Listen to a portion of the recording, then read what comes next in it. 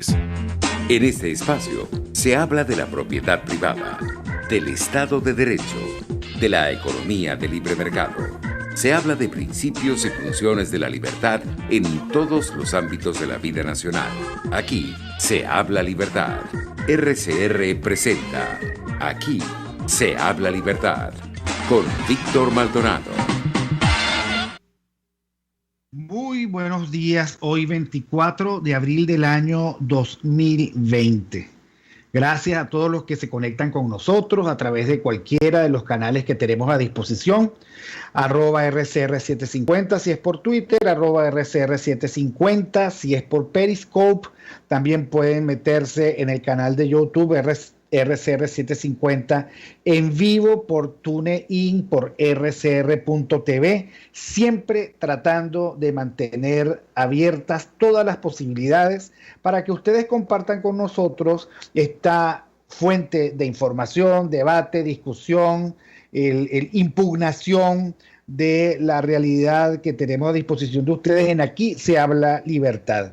Gracias a Jaime Nestares en la dirección general de la estación, a Wilipsa Arcaya en la gerencia de producción, nuestra campeona imbatible Catherine Manzano en la producción, José Gregorio González en los controles, Argenis Barreto que a las 1:30 lee las mejores noticias para que ustedes se sientan mejor informados que nunca. Y desde aquí un saludo a los carnales Jackson Vargas y Marilia Hernández, que suelen estar en la planta mientras yo hago el programa. Les habla Víctor Maldonado y hoy estaré compartiendo con Hugo Bravo, @HBravoJ, y Daniel Lahoud, @Daniel Lahoud. Hoy día de San Fidel de Sigmaringen, un santo del siglo XVI alemán. Fidel, el que es leal. Bueno, en tiempos de tanta deslealtad, creo que hay que rezarle a todos los sanfideles posibles. Y bueno, un saludo de aquí a todos los Fidel, menos aquel que se murió, como dice Daniel Lara, y que no va a regresar. Pero bueno, los otros Fideles, los otros Fidel que andan por allí, Fidel y Fidelia, un abrazo desde aquí se habla libertad, desde RCR 750. Saludos, Hugo, ¿cómo estás? Buenos días, Víctor, ¿cómo estás? Gusto saludarte a ti y a la audiencia. Una vez más agradecido por la oportunidad de compartir contigo, como todos los viernes. Profesor Lahoud, ¿cómo está usted? ¿Cómo ve el fin de semana? Bueno, yo estoy muy bien, con poca gasolina, y saludando a ustedes y saludando a la audiencia. Que pasen muy buen día y que salgamos pronto de todos estos desastres que estamos viviendo. Bueno, hay que rezarle mucho a San Fidel, ya lo dije. Miren, varias cosas. Seguimos celebrando nosotros el centenario de Juan Pablo II, San Juan Pablo II. ¿Cuál es el pensamiento que tienes, Hugo, para celebrarlo? Hoy más que un pensamiento es una anécdota, Víctor, porque la verdad es que San Juan Pablo II es multifacético, ¿no? Ayer, como todos sabrán, se celebró el Día del Idioma y del Libro 2000, en el año 2020. La Academia Nacional de la Lengua Venezolana, obviamente, se sumó a la conmemoración del Día del Idioma y del Libro. Y hago énfasis en idioma porque por lo general la gente habla del libro, pero no del idioma, y creo que es fundamental, ¿no? La Academia Nacional ayer de la Lengua Venezolana hablaba que también aprovechaba una oportunidad para recordar los grandes escritos de Miguel Cervantes Saavedra y el Inca Garcilaso de la Vega, ¿no? Decían que con el idioma, cuyo día conmemoramos hoy, o sea, ayer, la humanidad ha podido dar a conocer sus grandes avances, y el escritor, llámese novelista, crítico, ensayista, biógrafo, lingüista, historiador, cuentista, poeta, utilizarlo para el ejercicio de la creación. De no ser así, ¿cómo haríamos para dar a conocer la proyección del pensamiento y darle la vida a lo imaginado y, en definitiva, satisfacer las exigencias del espíritu? Todo esto que digo porque Juan Pablo II, yo no sabía, y buscando sobre el pensamiento de hoy me enteré que era miembro honorario de la Academia de la Lengua Chilena, la Sociedad de la Real Española. Él fue miembro honorífico desde el año 94 por su gran manejo de idiomas. Era un políglota. No solamente que era capaz de hacer el saludo Urbi et Orbi en 50 idiomas, sino es que lo hablaba con mucha fluidez, muchos idiomas. No sé si eran 50, pero eran muchos. Entre ellos el español. Entonces me pareció una anécdota muy interesante sobre todo conectando, Víctor, con el foro que estuvo ahí el Instituto Libre de Desarrollo, donde hablaba cómo salir de la trampa de la narrativa totalitaria, ¿no? Que creo que de eso vamos a estar hablando un poco ahora con el tema que tú tienes pautado para el día de hoy. Bueno, sí, yo creo que podemos comenzar con el profesor Lahoud. Decía von Mises en su libro Socialismo que la trama de todo socialismo pasa por el destruccionismo. Destruccionismo que aplana, aplasta, elimina a fondo, transforma todo en una caricatura y nos coloca a nosotros en el pesar y el penar de escasez, de falta de gasolina, por ejemplo, pero de esa percepción de que no tienes asegurado, lo tienes muy mal asegurado el presente en el mejor de los casos y nadie tiene asegurado el futuro en un país como este. Ahorita una señora por Twitter decía, no es que no haya alimentos, lo que pasa es que están muy caros. Bueno, se supone que en las sociedades modernas donde hay sistema de mercado, el precio también es un indicador de escasez. Pero bueno, ¿qué hacemos con todo esto? Porque en esta trama de dejarnos a todos encerrados sin preguntarnos si podemos, si tenemos con qué, si hay inventario, si hay alacena, en esta trama la verdad es que el hambre no espera. ¿Qué podemos decir de esto, profesor Lahoud? Bueno, fíjate, tomas un libro bien delicado que es el socialismo, ¿no? De von Mises, ¿no? Y de hecho, el día de ayer yo estaba comentando con el amigo Hugo Bravo, que estábamos hablando de otros asuntos, y estábamos hablando precisamente de ese libro y de von Hayek, ¿no? Porque von Hayek inicialmente había sido un socialista fabiano, ¿no? Y él fue referido por Friedrich von Wieser para ir al seminario de von Mises para estudiar economía, porque él estaba interesado en estudiar economía. Y una de las primeras cosas que le hizo leer von Mises fue ese libro del socialismo, que salió publicado en 1922, y en el cual él relata toda la realidad cruda del socialismo, y von Hayek dice que el libro a él lo devastó y lo hizo sufrir amargamente porque él defendía muchas de esas ideas, ¿no? Y yo, de manera muy particular, como estamos en la semana del idioma y en la semana del libro, me permito recomendarle a la gente que se lea ese libro, pues lo busque por allí, lo compre y lo lea, porque efectivamente es la cruda realidad de lo que estamos viviendo. Pues, o sea, que el socialismo es el único lugar donde seguro está el infierno. ¿Sí? Y bueno, y efectivamente una de las cosas infierno y a veces con calima. Sí, no, y precisamente refiere Mises es que el socialismo se dedica a destruir todo el capital y destruir toda la producción, y luego echarle la culpa al capitalismo de que eso ocurre. Entonces es precisamente ¿cómo se llama? Para quien lee el libro del socialismo, casi que es una revisión de lo que nosotros hemos vivido en los últimos 50 o 60 años en Venezuela. Obviamente recrudecido en los últimos 20. Claro, bastaron 20 con el acelerador metido para poder evidenciar los resultados. Casi que los enemigos del socialismo, si no tuviéramos que vivirlos, simplemente tendríamos que esperar a que el destino los alcance. Hugo, y algo en lo que coinciden von Mises y von Hayek es que precisamente no es un problema de buenas intenciones. O sea, que la aspiración de los socialistas es imbatible. El problema es que los resultados del socialismo, que al fin y al cabo es lo importante, son detestables. Entonces no es lo que sueñas, es que la realidad tiene sus reglas, y en las reglas de la realidad ir contra el sistema de mercado, pensar en el igualitarismo, aplanarnos a todos en esa lógica del socialismo, en donde el mérito, la competencia el sistema de mercado, los derechos de propiedad no son bien vistos, pues terminan en esta desgracia, donde no hay alimentos, no hay moneda, lo que hay es una hiperinflación con una moneda sustituta, llegamos al colmo de no tener gasolina, pero tampoco hay información. El que es un valor esencial de mercado, o sea, nadie dice nada. Aquí tenemos 40 días sin gasolina y el régimen no se refiere al tema, como si eso no existiera. ¿Qué opinas tú al respecto? Bueno, yo lo separé en dos partes, Víctor, ¿no? La primera parte que habla respecto a o sea, a lo que se quiere lograr en términos de visión de sociedad, de alguna manera procurar el bien común y que la mayoría de las personas pues puedan vivir con dignidad y digamos llevar hacia adelante su proyecto vital y la manera de cómo lograrlo, ¿no?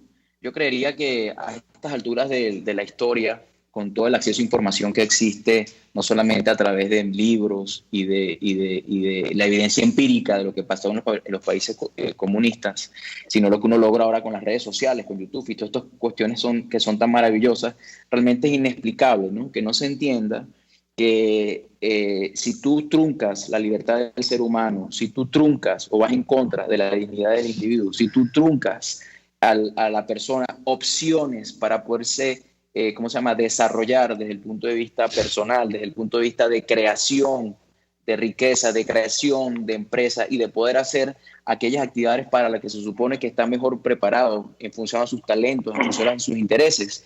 Y tú ese despliegue, digamos, de energía creativa que tiene el ser humano no se traduce en bienes y servicios que otras personas se pueden beneficiar.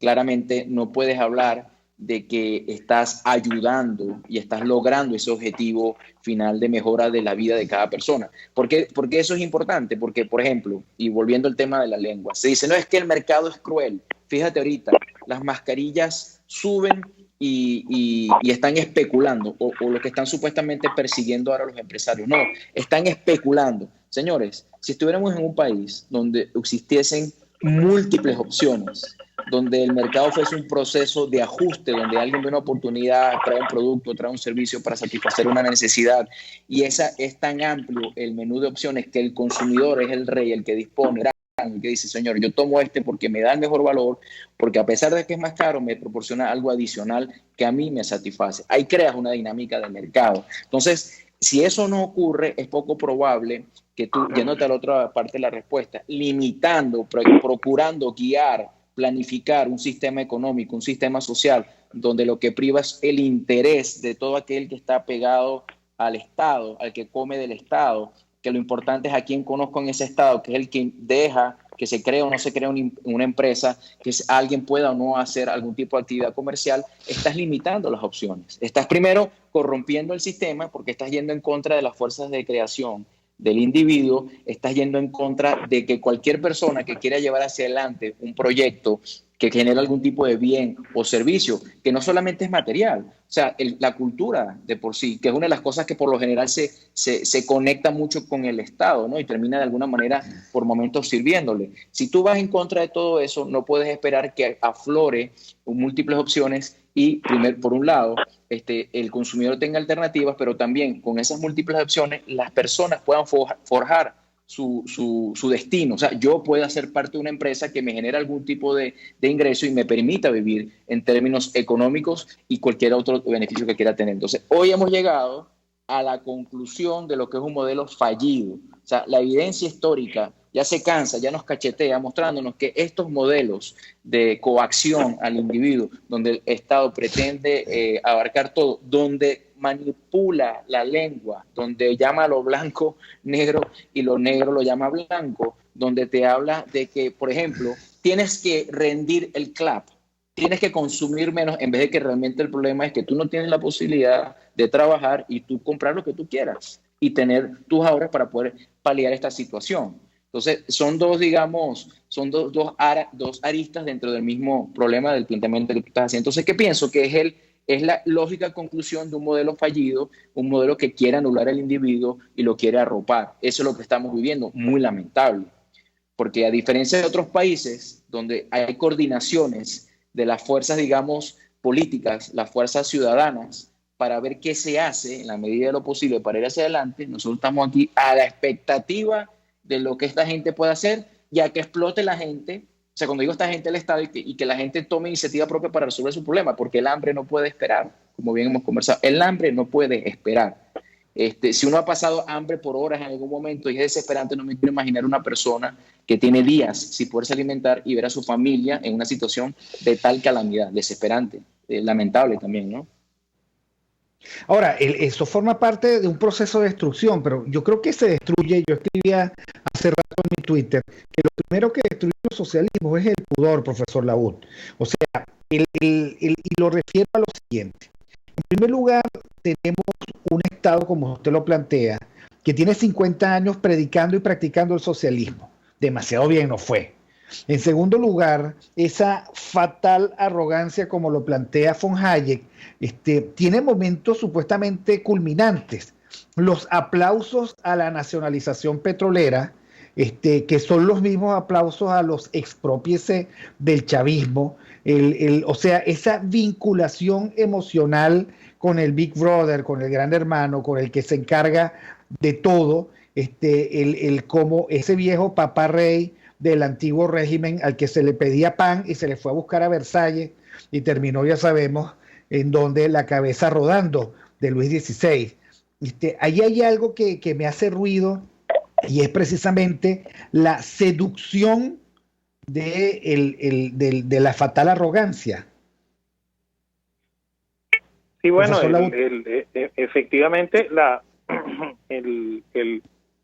uno de los grandes problemas que tiene el socialismo es ese, ¿no? Que el socialismo se vende como solución y que el pueblo que lo adopta termina creyendo que efectivamente es la solución. Entonces, claro, eso lleva a hacer reclamos, a hacer solicitudes que son absolutamente imposibles de cumplir, y al final a lo que llevan es a la decepción y en algunos casos a la defenestración del líder que está liderizando el proceso del socialismo, pues.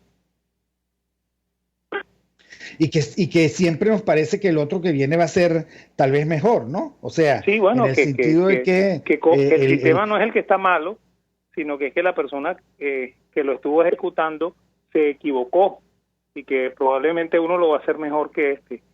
Entonces, y ese es el error gravísimo, pues eso es parte de la misma fatal arrogancia de creer que es viable un sistema como este. Ahora, yo sé que lo hemos discutido y ahorita al regreso del corte quiero volver a plantearlo. En primer lugar, son debilísimas, pienso yo, las trazas liberales de nuestro proceso de independencia que comenzó en el siglo XIX. Algunos dicen que hay unos padres fundadores que proclamaron libertad, propiedad, seguridad y no sé qué, pero a uno le cuesta ver esa traza, uno no la ve por ningún lado, no parece algo explícito, no parece que como siempre en Venezuela, el discurso se haya tomado tan en serio como para transformarlo en propuesta. En todo caso, yo quiero que usted, que es el historiador, me lo aclare en ocasión de lo que ocurrió el 19 de abril. Pero de nuevo, ¿cuál era la propuesta de la generación del 28? Porque suspendieron inmediatamente las garantías económicas. O sea, nosotros hemos visto desangrar las oportunidades del país, tener una economía, un sistema de mercado bonsai, tener un jardinero terriblemente negligente, cortando las ramas que podía hacer del bonsai un gran árbol, y tenemos además espectadores que lo aplauden y que dicen que esta es la mejor forma. Tenemos empresarios especializados en pedirle al Estado prebendas, protección, ayuditas, etcétera, etcétera. Es patético, digamos, el implícito de los últimos documentos empresariales diciendo, bueno, este es mi paquete de solicitudes y por eso yo quiero estar en el gobierno de emergencia nacional. Quieren estar para defender un modelo en donde el sistema de mercado y la competencia está muy lejana. Pero vamos a esperar que Argenis Barreto nos lea las noticias, y sobre esto yo quiero que conversemos con Hugo Bravo, @HBravoJ, y con Daniel Lajout, @Daniel Lajout. Vamos con Argenis y ya regresamos.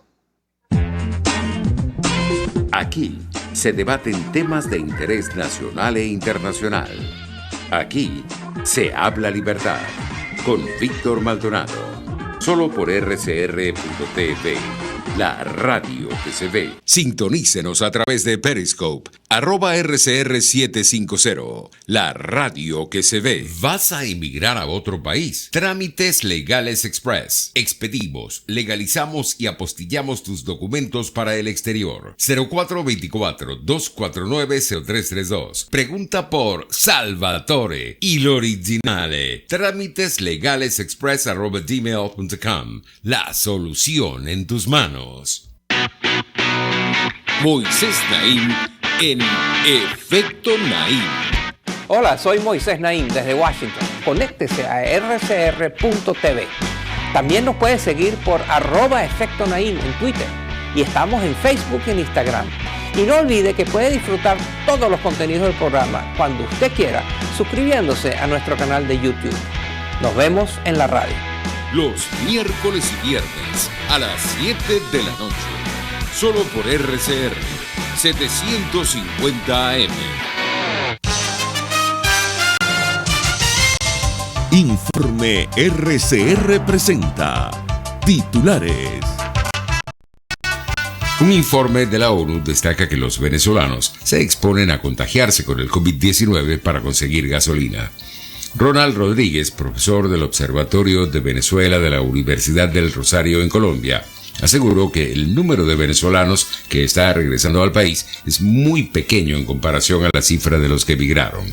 Sí se ve una agudización de ese trasegar, porque no es un viaje fácil, no son condiciones adecuadas para hacerlo. Incluso hay bastante riesgo de contraer la enfermedad sin una adecuada planificación en este viaje, y la recepción en Venezuela tal vez no es la más adecuada y no es la forma de tratar a una persona. Incluso creo que se debe cuestionar muchísimo la actitud del gobierno de Nicolás Maduro frente a las personas que contraen la enfermedad.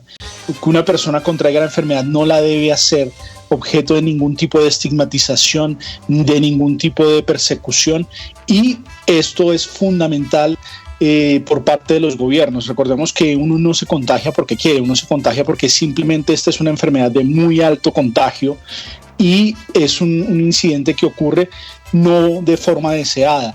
Lamentablemente las autoridades venezolanas en esto no han tenido el mejor ni el más, digámoslo así, los procedimientos más adecuados. Por el contrario, hacen señalamientos hacia la población, y particularmente con la población que se encuentra en movimiento por la dinámica de tener que quedarse en algunos refugios o incluso tener que hacer un viaje sin mayor planificación, someterse a condiciones temporales y climatológicas muy complejas, pues esto hace que sean muchísimo más vulnerables.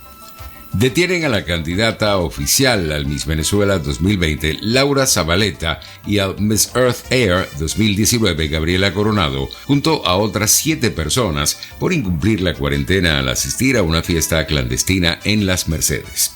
Más allá de nuestras fronteras, China afirma que podría tener en septiembre una vacuna de emergencia contra el COVID-19. Y en los deportes, la FIFA repartirá en los próximos días $150 millones entre sus 211 federaciones como parte de su plan de ayuda a la comunidad futbolística afectada por esta pandemia. Les habló Argenis Barreto. Continúen con nuestra programación.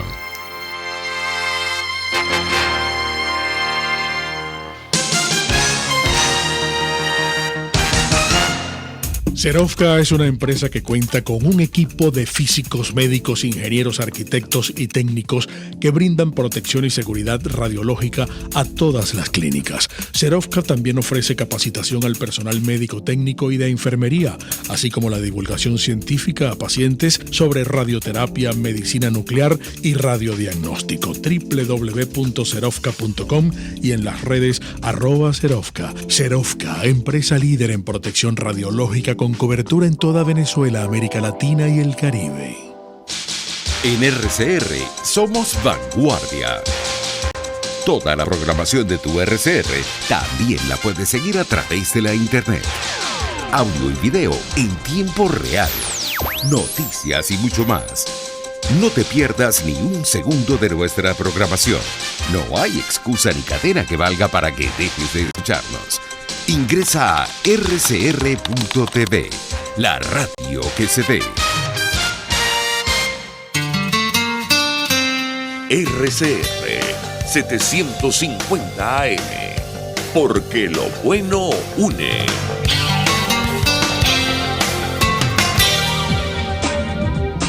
Ideas para alcanzar un país con libertad económica, democracia política y seguridad jurídica. Aquí se habla libertad con Víctor Maldonado. Solo por rcr.tv, la radio que se ve.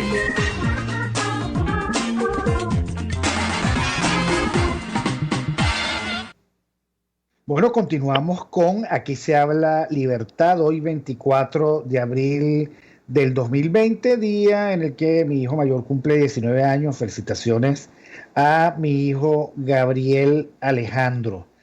Quedó una pregunta en el aire que quisiera que comenzara a responder el profesor Lahut, porque al fin y al cabo es una pregunta sobre historia y aquí el doctor.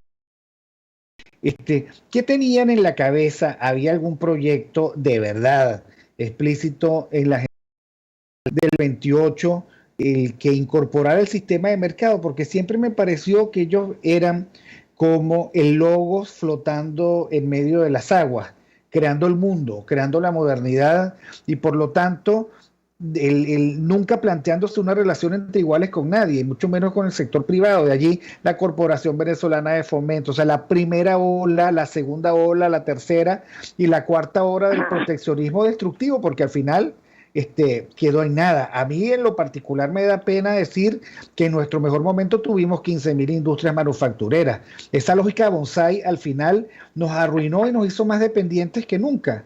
¿Qué opina usted, profesor Lahut?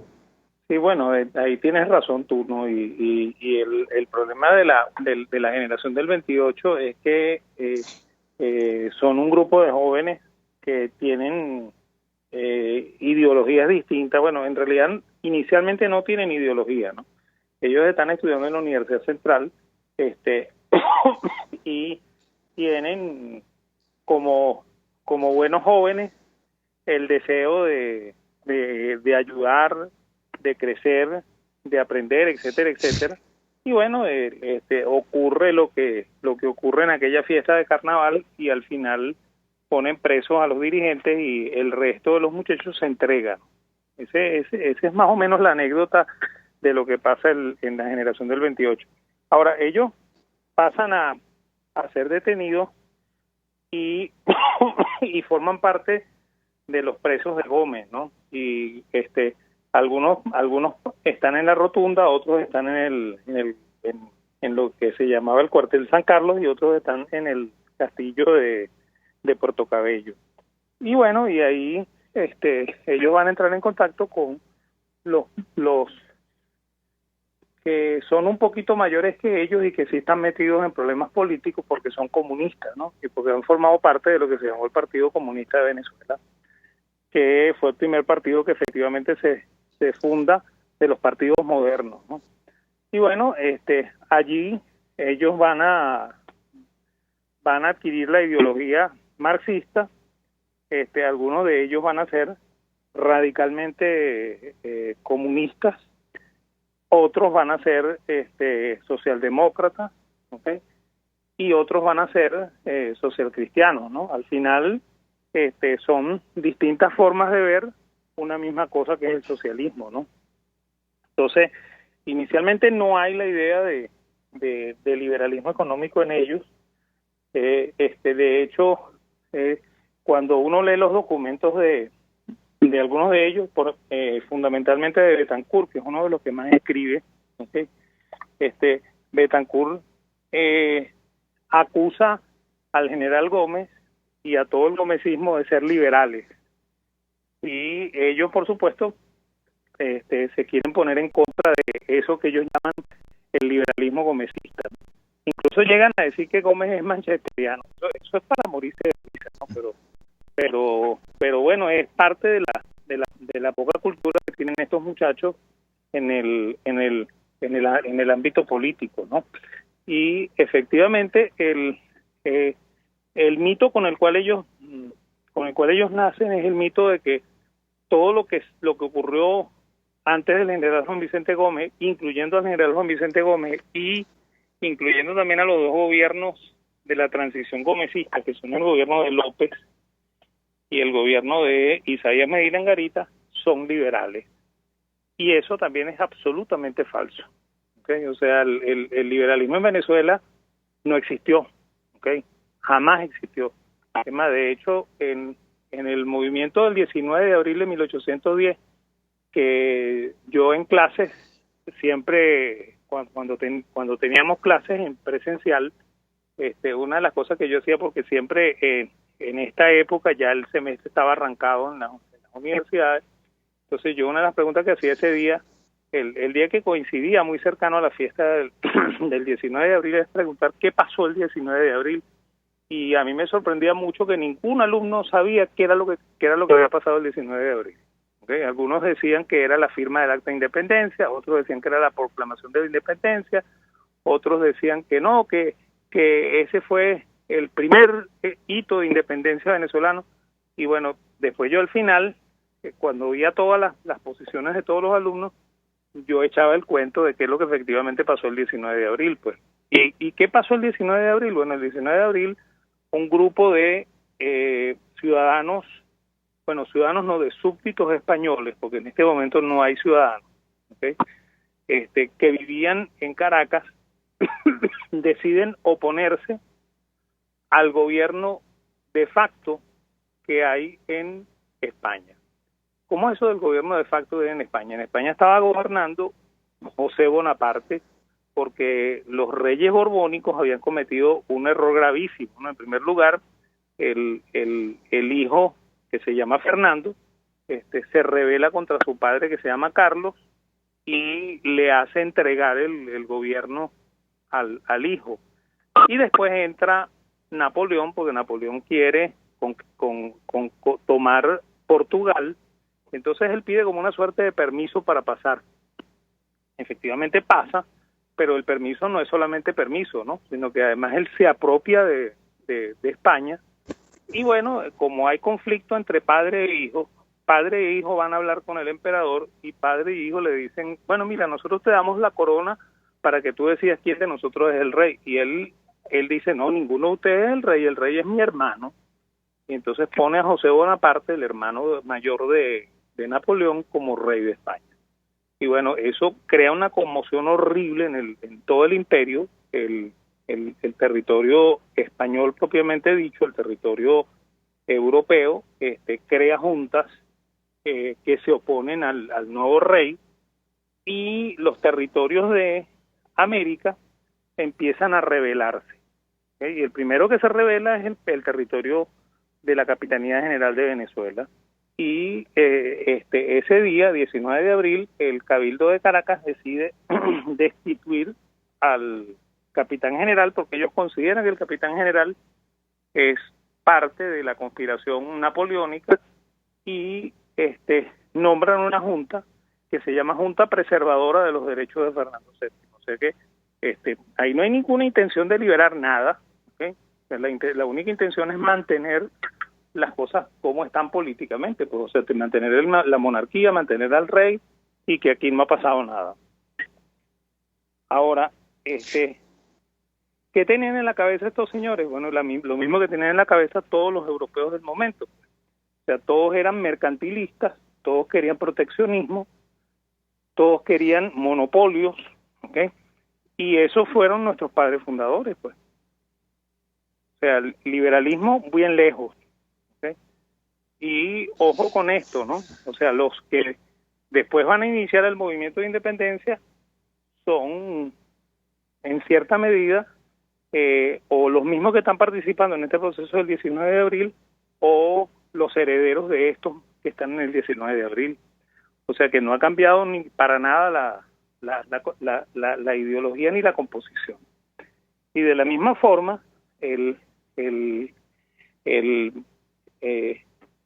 ¿cómo se llama? El gobierno que se instala, ¿okay? Bien sea llamado República de Colombia, porque lo organizó el Libertador, o bien sea después de la separación de aquello que se llamó Colombia y la instauración de la nueva República de Venezuela, tampoco había una ideología abiertamente liberal. Quizás el movimiento que lleva como objetivo crear la República y que está liderado por el general Páez, tiene más de liberal que la República de Colombia, e incluso tiene más de liberal que el gobierno de Gómez, y tiene más de liberal que los gobiernos que siguieron después de Gómez hasta hoy. Bueno, interesantísimo, ¿no? Ahora, Hugo, el profesor Lahoud nos ha echado un cuento, y donde, no un cuento, nos ha relatado la historia de Venezuela desde la base de la pregunta de cuán liberales eran aquellos que marcaron la pauta. Y deja un dato, que eran unos muchachos poco estudiados porque no habían tenido tiempo. Ahora, eran unos muchachos temerarios. Y yo siempre digo que una cosa es ser temerario y otra cosa es tener coraje. Y desde la temeridad pasa que logran llegar al poder, entre otras cosas porque algunos de ellos caen en la tentación de dar golpes cívicos militares. Ahora, no estamos en esta circunstancia de nuevo. Muchachos temerarios que no tienen muchísima cultura, pero que sienten que saben de todo, y por eso mismo meten la pata una y otra vez. Bueno, yo haría la salvedad, Víctor, que a esa edad un muchacho, ¿no?, de 20 y pico de años ya había estudiado, en algunos casos viajado, y tenía unas cuantas batallas encima, ¿no?, versus los muchachos de hoy.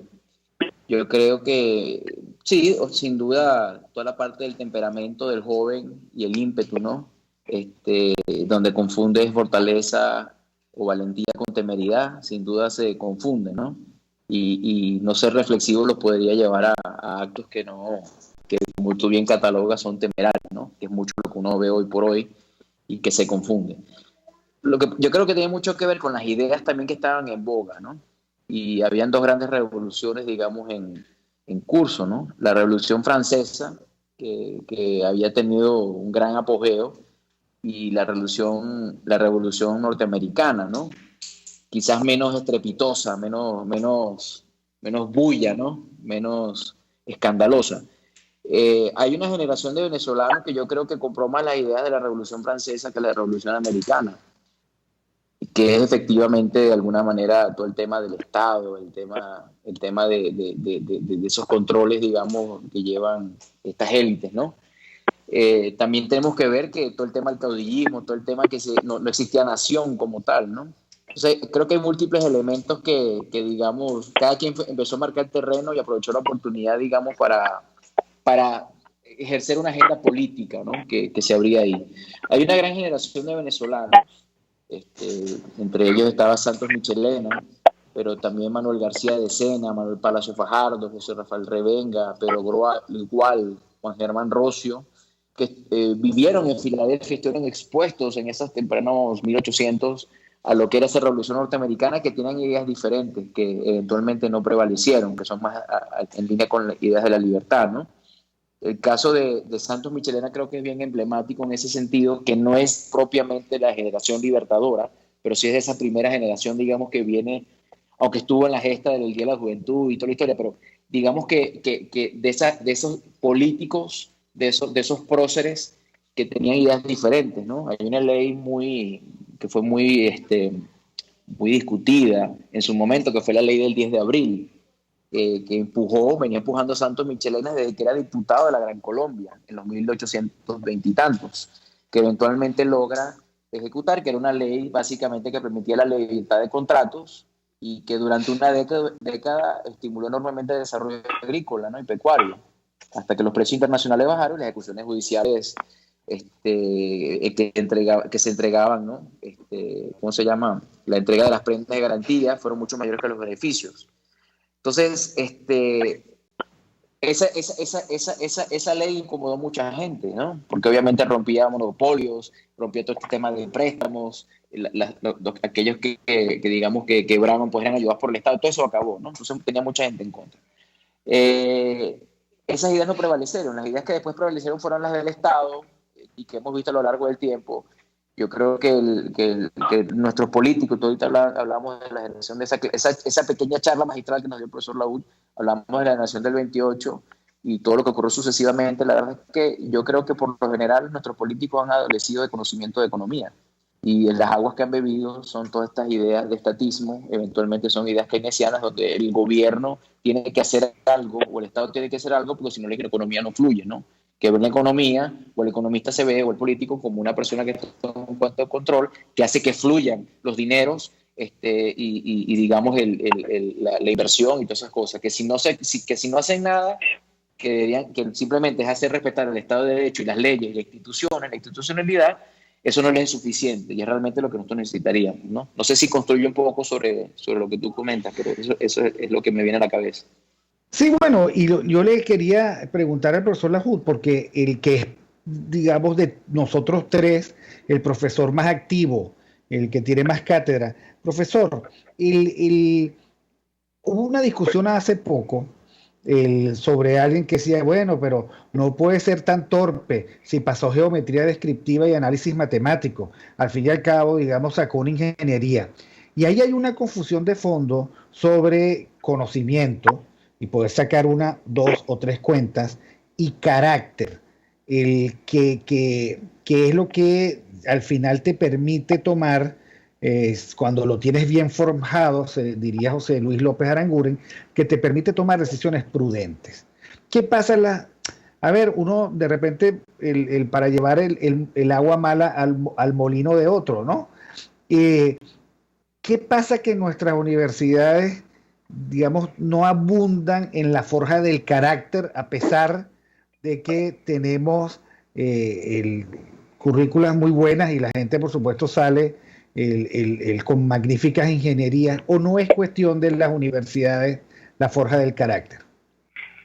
Bueno, eso es una mezcla complicada, ¿no? Porque la universidad no puede dar ese tipo de enseñanza, porque esa enseñanza es tácita, pues.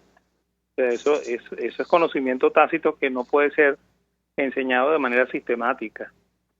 Es más fácil enseñar geometría descriptiva y probablemente es más fácil aprender geometría descriptiva que aprender a tener sensatez.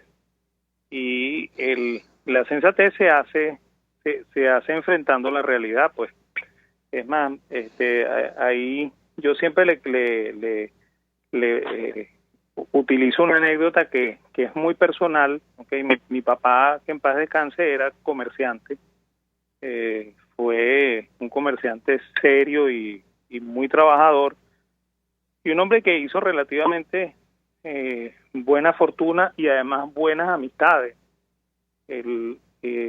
Y siempre cumplió con sus compromisos, ¿no? Mi papá, que en paz descanse, era analfabeta. ¿Okay? Entonces, es una prueba de que probablemente eso no se aprende en la educación formal, ¿no? O sea, eso se aprende con la vida y además de eso en la familia, pues la familia es la que transmite ese conocimiento de respeto y de prudencia que probablemente una universidad no puede dar, pues. Entonces, ese es uno de los problemas, ¿no?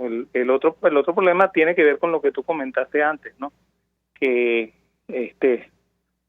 los jóvenes de la generación del 28 son muchachos, pues. O sea,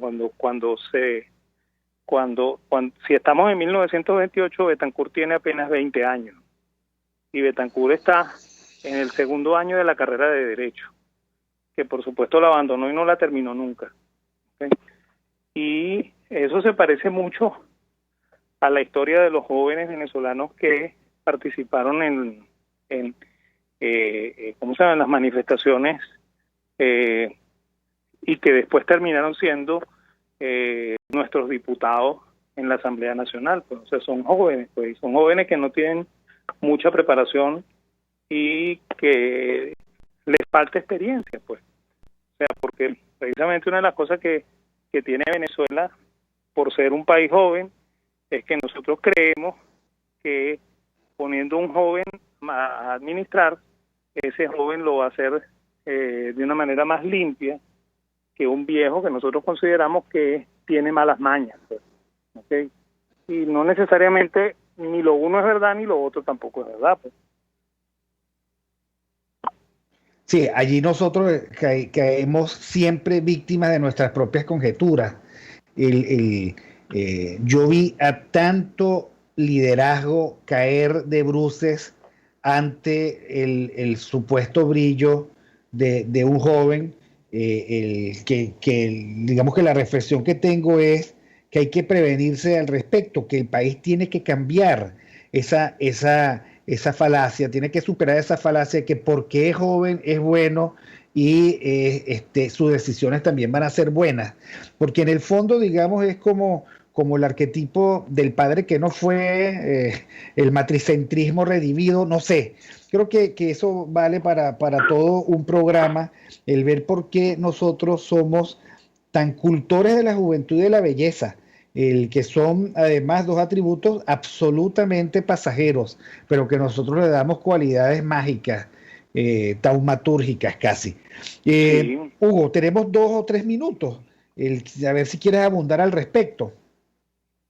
Sí, Víctor, yo tendría dos comentarios al respecto, ¿no? El primero, yo soy ingeniero, estudié escritura. O sea, tú estudié cálculo, sabes geometría descriptiva, entonces. y fue una materia que me costó, ¿sabes? Porque es una materia que si no tienes esa habilidad o esa inteligencia espacial para tú poder hacer proyecciones, puedes pasar horas en blanco sin hacer nada. Y a mí me pasaba mucho, ¿no? Lo debo reconocerlo. El punto clave aquí es que una cosa es confundir inteligencia con sabiduría. Inteligencia es una serie de habilidades. Si tú te vas con Howard Gardner, te habla de una serie de inteligencia, te hablan de, no sé, 7, 8, 9 inteligencias, no sé cuántas soy, allá está en inteligencia emocional y bueno, X número de inteligencias. Y otra cosa, lo que es la sabiduría, yo la asocio mucho a las virtudes cardinales, ¿no? Que son, digamos, las virtudes que potencian, son los hábitos operativos del ser humano que potencian las dos facultades principales que tiene el hombre como ser humano, que es la inteligencia y la voluntad. O sea, con la inteligencia el ser humano tiene capacidad de conocer y reconocer cosas, memorizarlas, aprenderlas, y con la voluntad desearlas o rechazarlas. Y el ejercicio sistemático de ese buscar el bien, procurar el bien, identificarlo, quererlo, y luchar por obtenerlo, porque por lo general es difícil el bien, forja lo que es la prudencia, que es de las virtudes cardinales la principal, que es básicamente la sabiduría práctica del saber qué corresponde hacer a que haya otra, que se apalanca en la justicia, en la templanza. La justicia es hacer o darle a cada quien lo que le corresponde, ¿no? Y la templanza es dominar las pasiones humanas, que no importa que yo tenga hambre, inmediatamente voy a comer, no importa que yo tenga deseo sexual, inmediatamente voy a tener relación, no importa que yo desee tomarme un trago, emborracharme, lo voy a hacer. Es controlar esas pasiones que no son malas, pero que hay que saber controlar porque pueden tener efectos negativos, ¿no? Entonces, el saber qué corresponde hacer aquí y ahora no es sencillo. Y digamos que si tú llegas a los 20 años, 25 años, de formado, es muy poco probable que tú te puedas formar en la voluntad y la inteligencia, si tú no has aprendido de tu hogar a ser justo, a ser solidario, a contemplar y a escuchar a la hora de tomar decisiones, si el ejemplo que tú has tenido no ha sido ese, si no te has rodeado de personas apropiadas. Una de las funciones de los líderes justamente es rodearse de personas que sean iguales o mejores, ojalá mejores, que tengan la voluntad de compartir y en equipo generar un proceso de conocimiento y de convencimiento para buscar lo que es mejor. Entonces, ese también es algo que creo que no está muy claro, lo que es el liderazgo. O sea, el liderazgo no es que yo me paro aquí y soy voluntarista, no. El líder es aquella persona que tiene una visión de algo, me convence, me demuestra que lo hace, me da una razón para creer y yo en el proceso lo apoyo, le levanto la mano y digo cuando algo está equivocado, me escucha, en muchas oportunidades, otras no, y es un proceso de autoconvencimiento que procura a aprender. O sea, yo he estudiado cálculo, pero si yo no hubiese estudiado historia, si no hubiese estudiado algo de filosofía, si no hubiese ¿cómo se llama? De cualquier otra materia, poco podría opinar siquiera, poco podría plantearme los problemas del ser humano con mayor completitud, ¿no? Entonces creo que el hecho de tener una habilidad para resolver matemáticas y resolver otros problemas de tipo ingenieril, quizás lo harían buen ingeniero, pero aquí no estamos hablando de eso. Aquí estamos hablando de problemas sociales, ¿no? Problemas políticos, problemas del país, de los seres humanos. Bueno, muchísimas gracias. Yo los quiero convocar para el próximo viernes. Vamos a hablar de ahora la negada etapa de la fundación de la República de Venezuela, porque ahora no se puede hablar de Páez. El chavismo quiere borrar a Páez de la historia. ¿Qué le parece el desafío, profesor Lahoud? Hablemos el próximo viernes de la cosiata en adelante, a ver qué nos sale. Bueno, lo convoco, está convocado, y Hugo Bravo también, por supuesto. Vamos a ver el buen relato que nos va a dar un magnífico relator de historia como el profesor Lahoud. Bueno, gracias a todos los que nos oyeron, espero que les haya sido útil esta reflexión. Gracias a nuestros invitados Daniel Lahoud y Hugo Bravo, que son nuestros contertulios de todos los viernes. Hoy 24 de abril, gracias a Jaime Nestares en la dirección general de la estación, a Willy Arcaya, la agencia de producción, a Catherine Manzano, nuestra super ultra requete campeona de la producción, José Gregorio González, otro campeón en los controles, y bueno, Argenis Barreto, qué bonito lee las noticias, Argenis Barreto. Hasta las peores noticias suenan bien en la voz de Argenis Barreto. Gracias a todos y nos vemos el próximo lunes. RCR presentó Aquí se habla libertad con Víctor Maldonado, solo por rcr.tv, en Twitter y Periscope, @RCR750, la radio que se ve.